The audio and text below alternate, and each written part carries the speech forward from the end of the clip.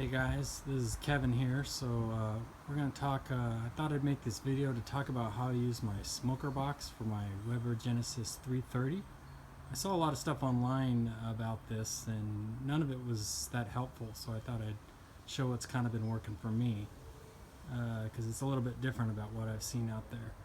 So let's see what we got here. I got the Genesis 330, I got it preheating here, got a little tri-tip I'm going to do, a little Belgian over there. Got my thermal stuff over there ready to go.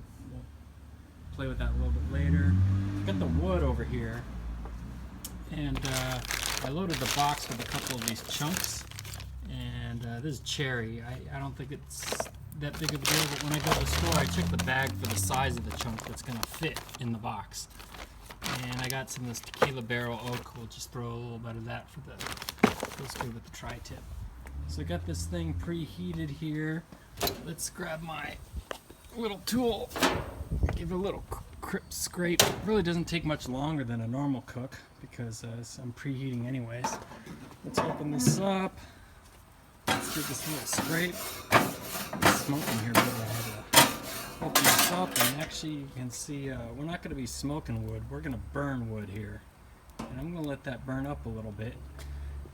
And while that's burning, let's fire up the sear station here. Get that middle sear station burner going because I'm going to do a forward sear on this tri-tip here. Let's grab this bad boy.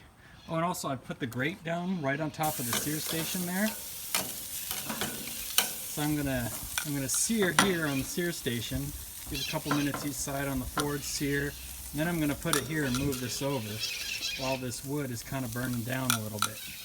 So to get that kind of thin blue smoke, we want burning wood, not smoking wood. And you can see I don't really need that much. I'm going to add maybe another piece when I'm ready to close things up. But let's give this guy a couple of turns. And I really kind of like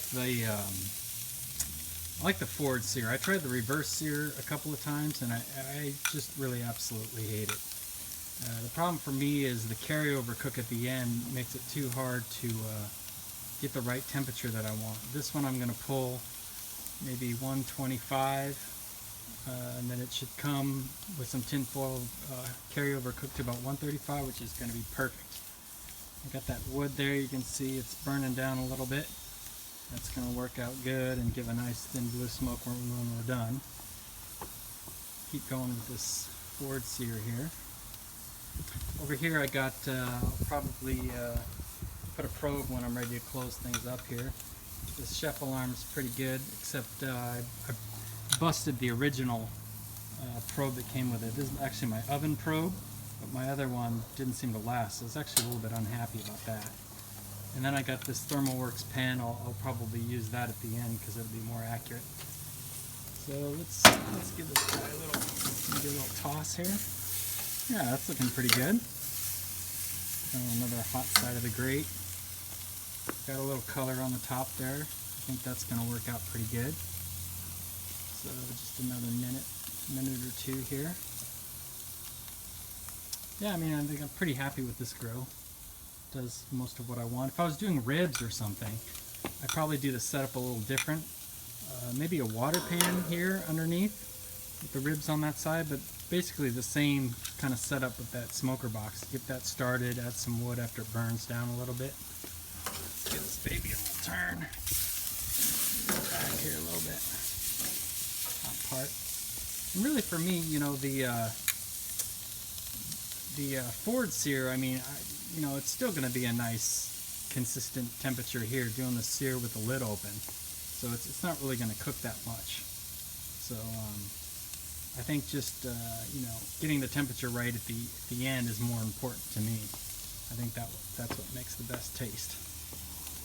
Let's take a look. Let's see. So this thing here I kind of salted the night before, and then trimmed it all up, all the fat off. Salted it last night, and then pretty standard Santa Maria style rub. Some black pepper, garlic, and paprika.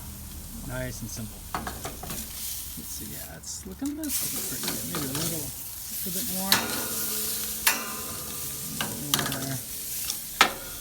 See that wood's looking pretty nice. You can look it around. I just put some little small chunks underneath and like a big old hunkin' one on top.